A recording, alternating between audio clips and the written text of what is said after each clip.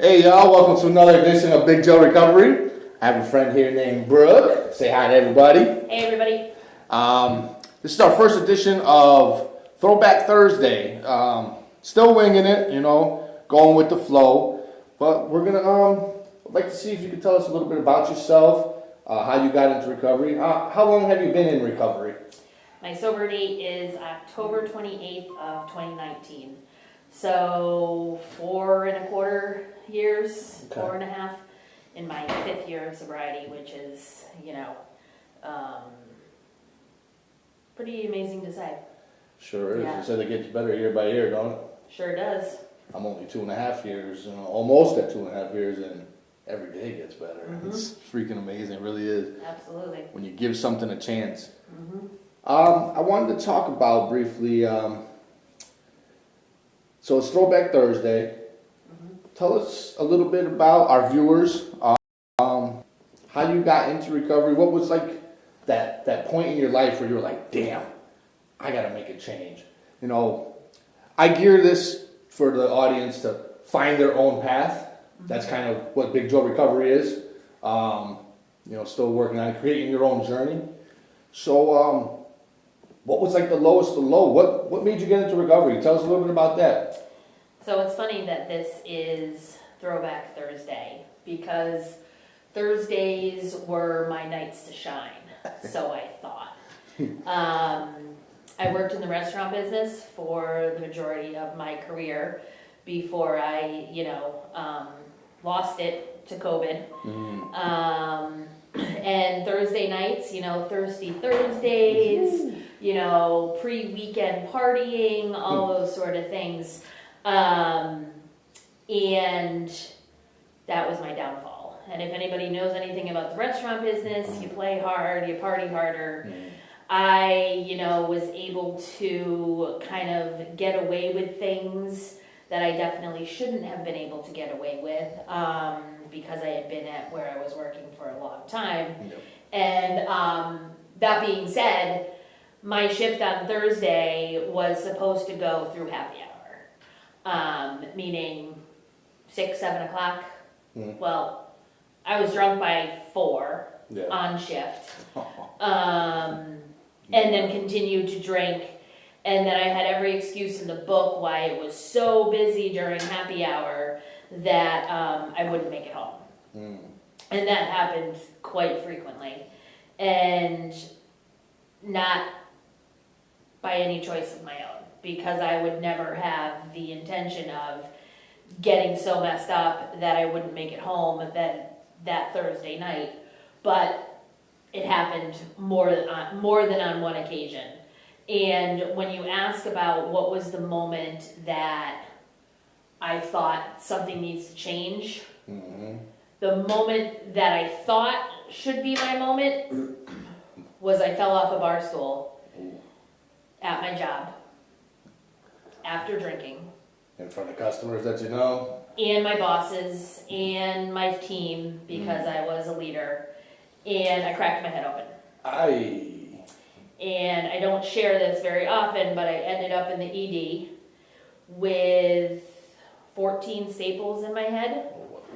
But I just thought I was going to put my hand on the back of my head and, keep moving. With the alcohol, the Yeah, blood pressure, more blood flowing like crazy. Yeah, I was fine. And, nobody asked me in the emergency department that night if I had a drinking problem. And I knew that the reason that I was there was because, but I concocted this whole story about why it happened. And, well, that's what we do. That's what we do in addiction, alcohol. Too. Right. So powerful. Yes. That being said, that should have been my defining moment of seeking treatment, but I continued to drink with a concussion on a bar stool the next day with staples still in my head. That, mind you, weren't stapled properly, and if you see my hair, there's a lot of it. They stapled my head with my hair in it. They didn't move any. So, yeah, my defining moment should have been that. It wasn't it, but it is something that definitely made me start thinking like you need to do something, because if, at this point, if you're getting staples in the back of your head, what's next? Yeah. So, Very scary. yeah, 100%. yeah, for sure. I cracked my head open once before, so I can relate. But I was only like 9 years old, Yeah. goofing around with the Right, boys. right, yeah. Boys being boys. Yeah. So, yeah, that's probably definitely the moment that I realized I needed to do something. Yes. But as they say in recovery, you're not ready till you're ready. That's And right. I wasn't ready that night. I wasn't ready that incident.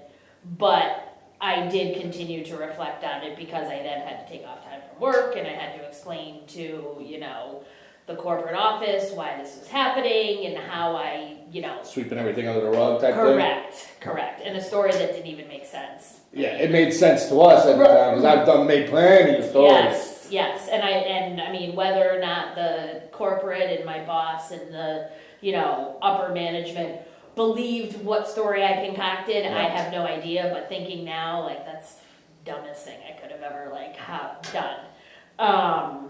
But yeah, that's the moment.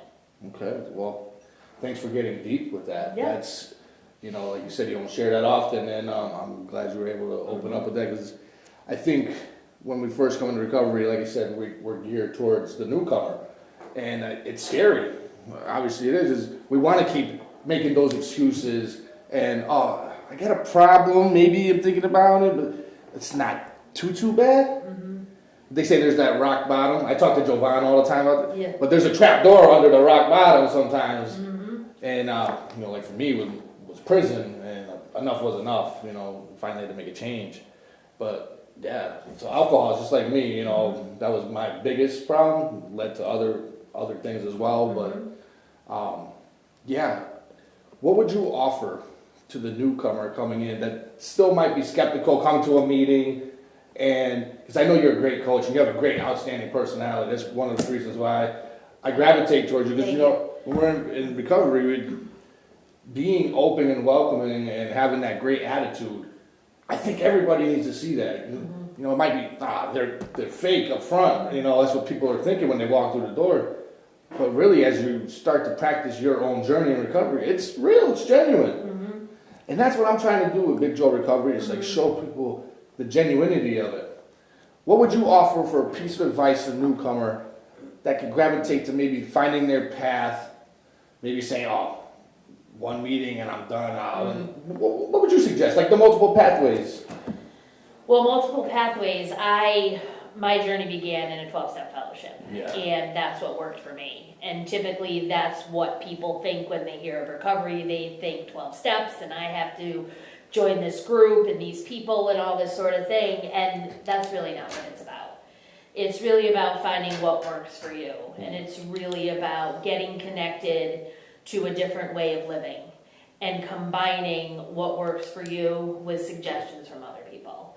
One thing I had a hard time with was taking suggestions, and now I am willing to take suggestions. Open-minded and willing. Yes. Yeah. Honesty, open-mindedness, and willingness. That's Those right. are the three things. The how. Three key things. Yep, the three, the how.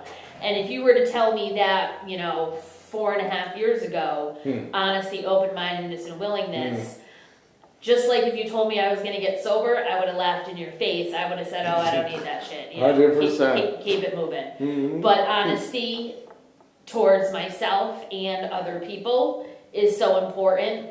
Open-mindedness to seeing, different ways of doing things, and willing to try something different. And if you try something and you don't like it, you try something else. And if you don't like that thing, you try something else. You're not stuck in this, box of only being able to do this thing. Because I used to only know how to drink. That's all I know how to do. Right. All I knew how was to drink to get fucked up. Now, it's a completely different way of life. So, honesty, open-mindedness, and willingness. That's what I got for you.